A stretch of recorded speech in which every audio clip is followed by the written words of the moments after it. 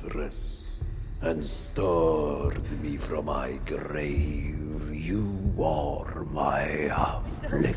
You revel in my torture. Upon the third night, you will Sutradara Robert Eggers meremake film lawas dari Jerman tahun 1922 dengan judul yang sama. Ditulis berdasarkan adaptasi novel Dracula, film ini berkisah tentang keberadaan kastil tua yang membawa teror dan petaka bagi warga di sekitarnya. Naas, penghuni kastil tua itu terobsesi dengan kecantikan wanita yang baru dinikahi kekasihnya. Untuk menguasai cinta si gadis impian, makhluk itu menghembuskan wabah mematikan di penjuru kota. Ia memainkan dunia sesuai keinginannya sendiri hingga tak ada manusia satupun yang bisa menghentikannya. Dalam kondisi tak berdaya, wanita itu harus menghadapi kengerian tanpa henti yang membuat tubuh dan jiwanya hancur. Tak disangka, rahasia besar menyelimuti mereka berdua tentang dosa dan nafsu binatang di masa lalu. Apa yang sebenarnya terjadi? Berikut ceritanya.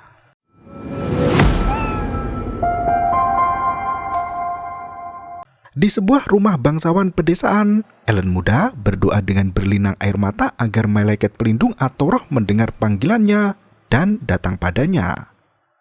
Sebuah suara menjawab dalam bahasa yang tak dikenal.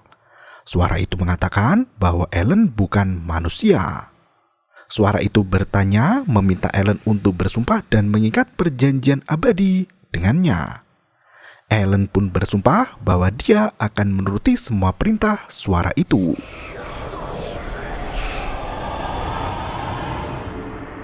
Ellen keluar dari rumahnya sendiri dan mengikuti suara itu sampai terbaring di taman. Ellen mulai merasakan kenikmatan yang membahagiakan. Seketika itu,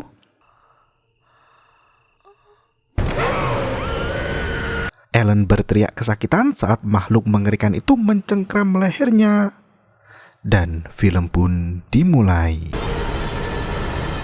Beberapa tahun kemudian, tepatnya 1838, Ellen terbangun di sebuah pagi dan bergegas memanggil suami barunya, Thomas Hatter. Thomas sudah bangun duluan dan berganti pakaian untuk berangkat bekerja. Thomas bertanya apa yang mengganggu tidur istri tercinta. Ellen mencoba menceritakan tentang mimpi buruknya. Thomas langsung memeluk Ellen dan meyakinkan bahwa tidak ada yang perlu ditakutkan. Ellen kecewa dengan jadwal cuti bulan madu yang terlalu pendek. Ia berusaha merayu Thomas agar tidak pergi bekerja. Sayangnya, Thomas tetap harus berangkat meski ia sendiri berharap untuk tetap di rumah. Kucing mereka yang bernama Greta melompat ke tempat tidur. Thomas memberitahu Ellen agar tidak membiarkan Greta naik ke atas ranjang. Bulu kucing itu mengotori pakaian kerja Thomas yang sudah bersih dan harum. Tak berselang lama, Thomas pamit pergi. Begitu Thomas keluar dari kamar, Ellen merasakan firasat kuat jika Thomas akan ditugaskan untuk dinas keluar daerah. Thomas melangkah melalui jalan Wisberg hingga sampai di tempat kerjanya agen properti Knock dan asosiasi. Seorang pegawai yang tak suka pada Thomas berkata jika atasan mereka Knock sudah menunggu 15 menit untuk bertemu dengan Thomas. Thomas segera memasuki kantor Knock dan meminta maaf atas keterlambatannya. Knock menjawab bahwa semua itu adalah takdir. Knock mengucapkan selamat pada Thomas atas pernikahannya baru-baru ini.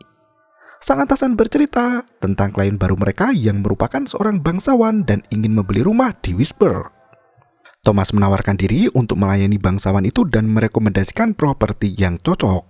Anehnya, bangsawan itu sudah memilih propertinya sendiri. Ia ingin membeli mansion terbengkelai Grunwald Manor meski temboknya sudah hampir roboh. Thomas ikut heran mendengar hal itu, tapi Knock yakin bangsawan itu mau membayar mahal untuk bangunan terbengkelai itu. Thomas berpikir jika ia bisa menemui sang bangsawan esok hari. Naasnya, Knock memberitahu jika sang bangsawan belum berada di Wisberg dan Thomas harus menyambangi kediaman bangsawan itu di kampung halamannya, Transylvania. It will be a great adventure, my boy. Knock berjanji tugas dinas luar itu akan menjadi petualangan yang bermakna bagi hidup Thomas. Thomas masih tawar-menawar agar sang bangsawan mendatangi akte sertifikat rumah itu saat tiba di Wisberg. Knock berkata sang bangsawan bersikeras agar perwakilan agen mengunjunginya. Knock berusaha meyakinkan Thomas bahwa tugas tersebut akan membuat posisi resminya aman di perusahaan. Ia juga menawarkan gaji yang tinggi jika Thomas berhasil menyelesaikan urusan sang bangsawan itu. Thomas pun langsung setuju dan berjanji tidak akan mengecewakan. Thomas sempat menanyakan nama bangsawan dan Knock menjawab bahwa itu adalah Orlok. Thomas pulang ke rumah di tengah hujan lebat sambil memetik seikat bunga lilac untuk Ellen.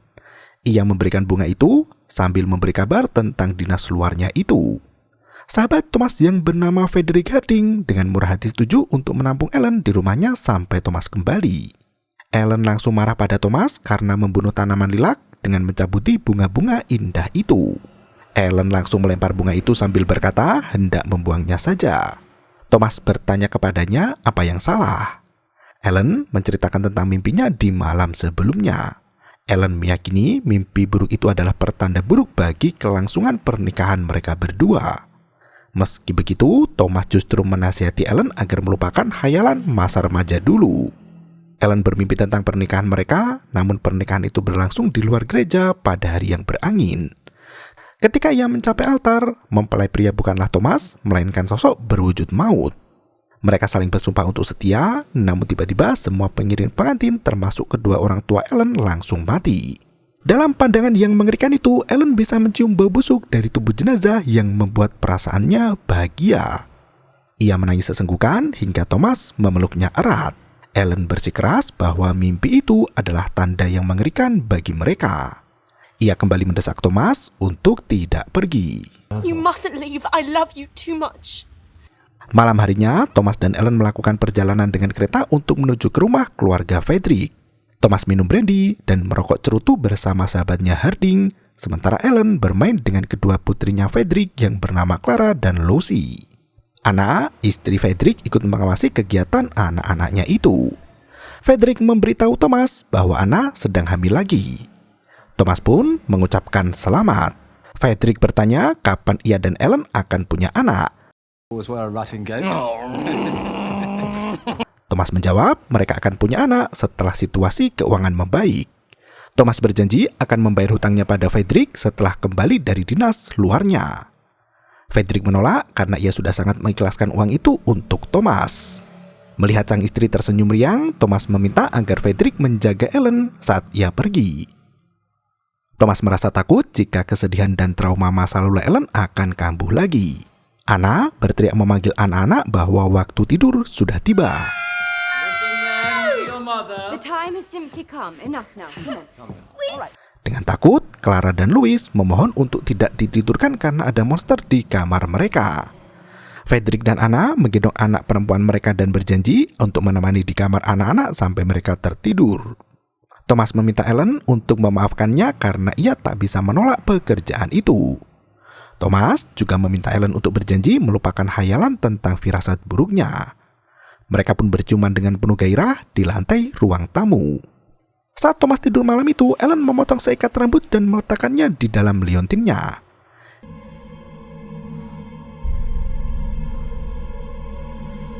Di waktu yang sama, Knock melakukan ritual di ruang rahasia di dalam kantornya. Ia menulis kontrak dengan darahnya sendiri untuk memuaskan hati yang mulia. Knock menegaskan bahwa ia sudah menjalankan tugas dengan semestinya. Wanita pujaan yang mulia akan segera tunduk pada kegelapan yang abadi. Keesokan paginya, Thomas sudah bersiap untuk pergi. Ellen memberikan liontin berisi rambutnya itu dan memohon agar Thomas berkirim surat setiap hari. Thomas meyakinkan Ellen bahwa ia pergi untuk menjamin masa depan mereka. Ia mengucapkan selamat tinggal sebelum menaiki kudanya untuk meninggalkan Wisburg.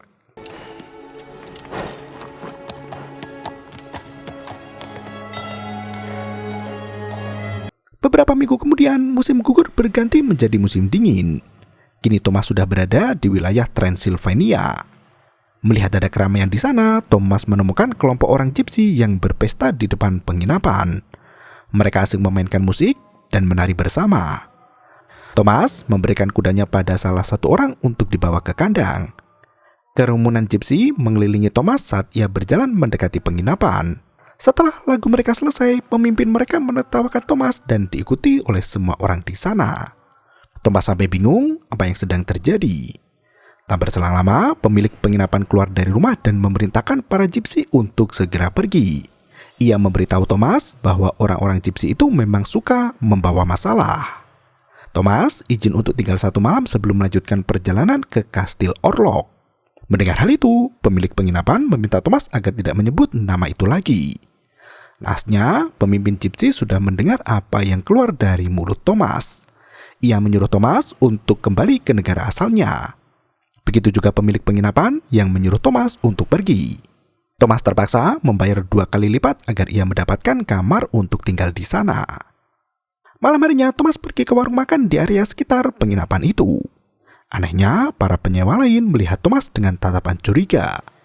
Petugas penginapan wanita itu mengantar Thomas ke kamar inapnya. Ia mendesak Thomas agar jangan pergi ke Kastil Orlok. Wanita itu memberikan liontin salib yang terbuat dari kayu sembari menyuruh Thomas untuk terus berdoa.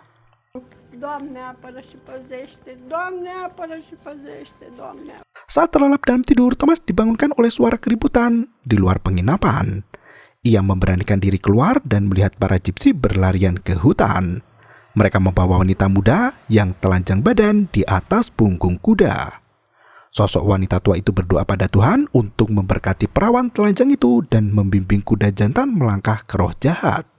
Thomas masih mengikuti mereka sampai kuburan. Mereka menggali sebuah makam yang diyakini sebagai makam vampir.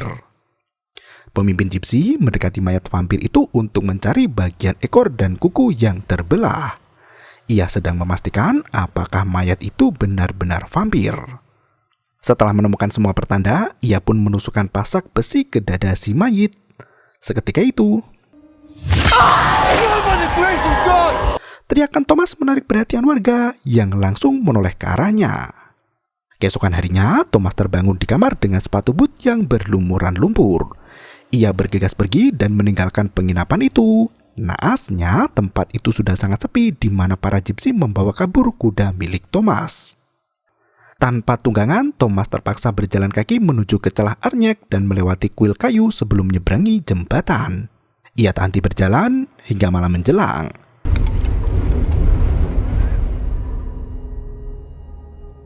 Saat itu, Thomas tiba di sebuah persimpangan jalan. Sebuah kereta dengan 4 ekor kuda hitam menghampiri Thomas seolah hendak menjemputnya.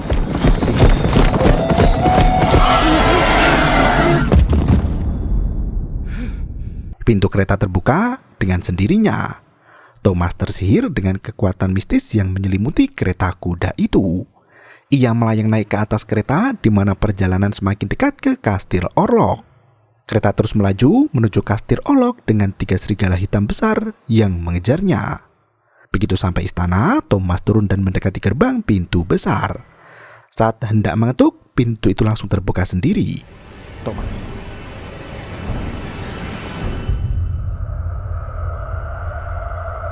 Thomas melihat sosok samar Pangeran Orlok yang berdiri di balik gapura seolah sudah lama menunggunya. Thomas membungkuk pada bangsawan Orlok untuk memberi penghormatan. Sang bangsawan tua berbalik badan untuk membawa Thomas masuk ke dalam istana. Mereka menaiki tangga di mana suara Orlok terdengar kecewa dengan kedatangan Thomas yang terlambat. Semua pengiring bangsawan sudah pulang karena tengah malam telah lewat. Thomas meminta maaf atas keterlambatannya. Orlok membawanya ke aula besar di mana sebuah meja telah disiapkan untuk menjamu tamu. Ia mempersilahkan Thomas untuk duduk dan menyiapkan akta sertifikat rumah. Thomas menyarankan agar surat jual beli itu ditandatangani esok hari. Orlok sedikit kesal dan mendesak Thomas untuk segera melakukan perintahnya. Ia bahkan memaksa Thomas untuk memanggilnya dengan sebutan My Lord. Saat duduk, Thomas merasa terganggu dengan sikap Orlok yang menyeramkan. Bangsawan eksentrik itu memiliki suara yang serak dan dalam serta nafasnya tersengal-sengal. Pergerakan tubuh bangsawan itu tampak kurang wajar hingga tiba-tiba muncul di belakang Thomas untuk menuangkan anggur padanya. Dengan tangan gemetar, Thomas berusaha mencicipi sajian minuman penghangat badan. Orlok duduk di ujung meja dan membaca dokumen. Thomas bertanya padanya tentang apa yang dilakukan para gypsy di kuburan. Orlok menyebut kegiatan itu sebagai ritual kotor. Ia memberitahu Thomas untuk tidak percaya dengan cerita tahayul semacam itu. Ia bahkan berkata jika cerita hantu adalah hal kuno bagi orang yang berpendidikan. Thomas Tanti bertanya tentang penusukan mayat yang memuntahkan banyak darah. Orlok makin murka dan memerintahkan Thomas untuk diam. Speak not of it again! Tak berselang lama, sang bangsawan menyajikan makanan pembuka dan mempersilahkan Thomas untuk menyantapnya. Thomas berusaha untuk makan dengan tenang. Ia mengiris sajian lezat itu di mana suara denting jam mengejutkannya. Tangan Thomas tak sengaja menggores pisau roti hingga jempolnya berdarah. Mata Orlok melotot hampir keluar. Ia meminta Thomas untuk duduk di dekat perapian agar luka di jarinya tidak terasa menyakitkan. Thomas hendak beranjak dari tempat duduknya, namun sebuah patung di samping perapian menoleh ke arahnya. Sementara itu, Orlok berjalan mendekatinya dan membuat Thomas semakin ketakutan. Keesokan paginya di Wisburg, Ellen dan Anna berjalan di tepi laut bersama Clara dan Louis. Ellen curhat pada Anna tentang apa yang ia rasakan selama ini. Ellen selalu merasa jika dirinya bukanlah manusia. Ia seperti digerakkan oleh sesuatu yang membuat Ellen melakukan berbagai hal yang tak diinginkan.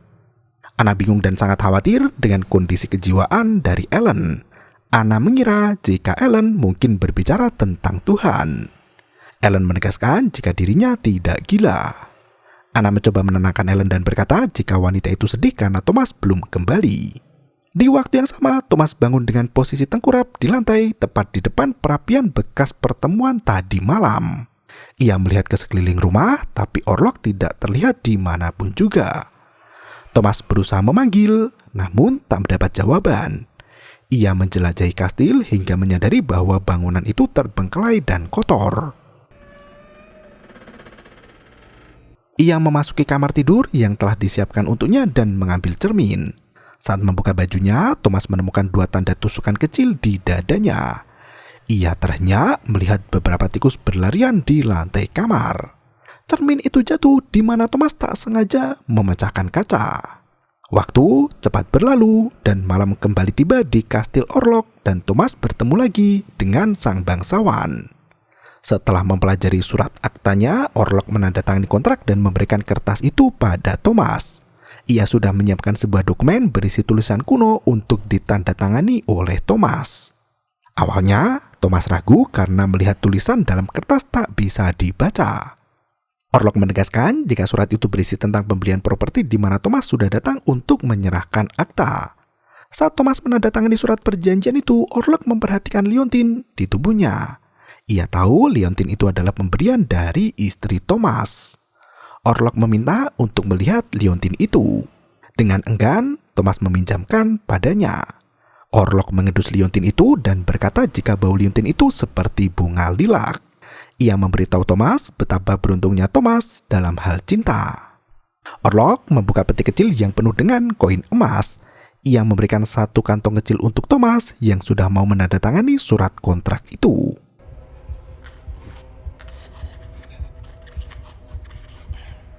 Orlok menempelkan segel lilin di atasnya sembari berkata bahwa sekarang mereka sudah kerabat. Thomas menanyakan itu sebagai keberuntungan untuknya karena memiliki kerabat seorang bangsawan. Thomas mengucapkan selamat atas rumah baru Orlok. Thomas mengatakan bahwa ia ingin segera pulang setelah pekerjaannya usai. Orlok berusaha menghalangi Thomas dan berkata jika malam hari adalah hal buruk untuk bepergian. Thomas harus tetap tinggal dan beristirahat di kastilnya. Meski Thomas menolak, Orlok mengancam Thomas agar mematuhi nasihatnya.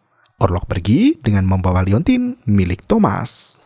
Keesokan harinya, Thomas terbangun dengan bekas luka di dadanya yang bertambah 2 lubang. Karena takut dengan kondisi yang mencekam, Thomas mencari jalan keluar dari kastil dan mengendap pergi. Ia keluar ke halaman dan mencoba keluar melalui pintu gerbang, tapi naas semua pintu telah terkunci.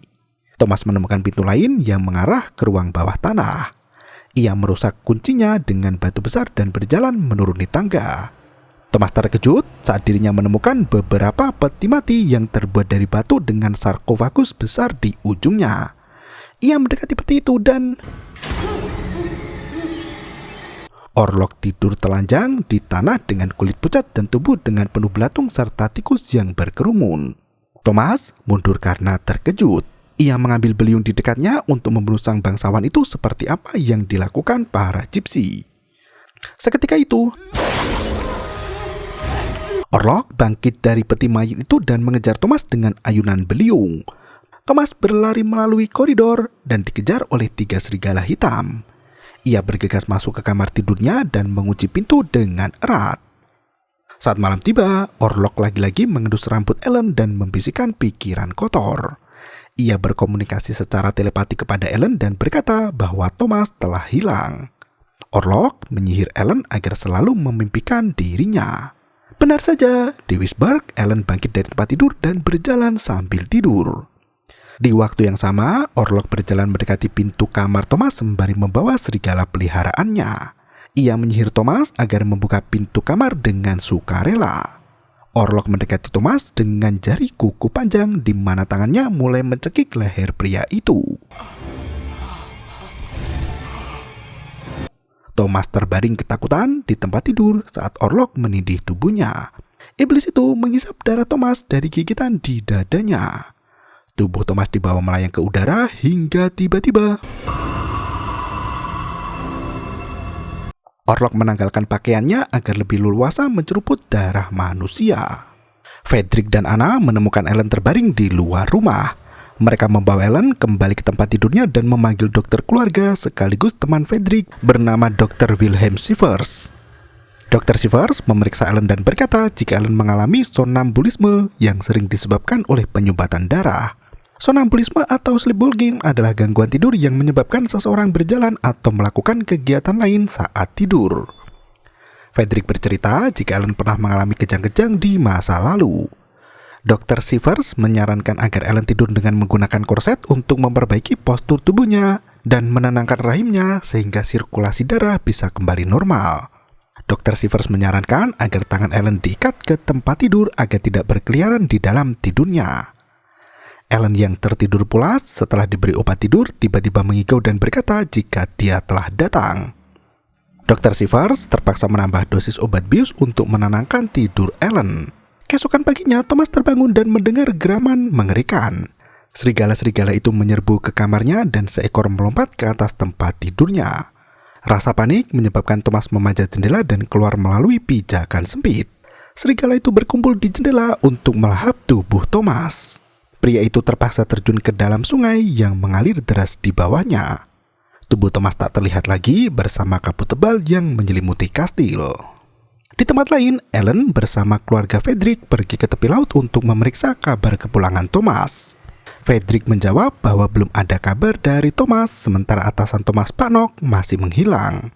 Perusahaan properti itu jadi kacau balau dan tak menentu. Ellen mengungkapkan jika sedari awal ia tak pernah suka dengan sikap Nock sebagai atasan Thomas. Ia bersikeras hendak pergi ke kantor Nock untuk meminta pertanggungjawaban. Fredrik menghalangi Ellen agar tidak menambah masalah baru, terlebih lagi Thomas mungkin sedang dalam perjalanan pulang. Fredrik berjanji akan mengirim orang setiap hari untuk mencari Nock sampai ketemu. Ia yakin Thomas akan segera pulang dalam kondisi baik-baik saja. Anna menyarankan agar mereka kembali ke rumah karena matahari sudah hampir tenggelam. Ellen masih merasa sedih dan meminta untuk melamun sebentar di sana. Fredrik dan Anna berjalan-jalan di sekitar untuk memberi ruang bagi Ellen. Anna tak henti mencemaskan kondisi Ellen yang kian memburuk. Fredrik mendesak agar mereka tidak terbawa oleh sifat ibu peri Anna yang selalu mendahulukan kepentingan orang lain daripada kepentingan sendiri. Anna mengatakan jika ia juga merasa terbebani dengan kondisi Ellen.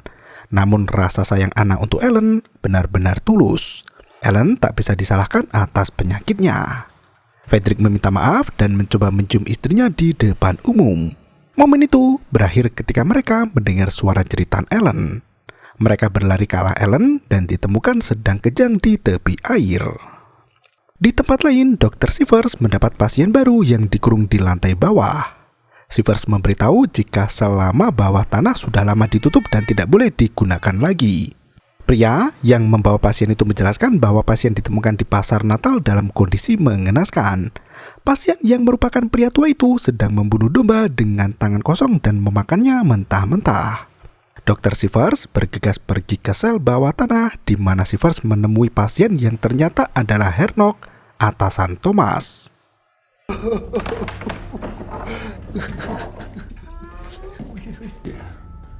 Can you tell me your name?